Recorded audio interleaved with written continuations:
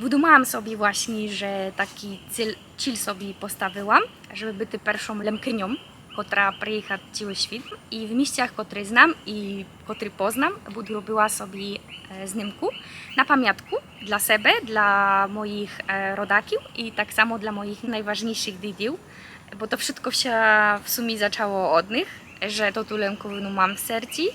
Jak znamy, no to wygnali ich z ukochanej lemkowiny, a mimo to nie poddali się i zaczęli nowe życie na odzyskanej ziemi.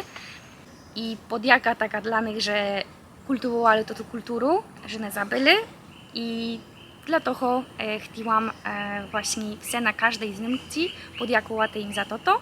Od nich się to wszystko zaczęło i dzięki nim może zwiedzać świat i być dumna z tego, kim jestem.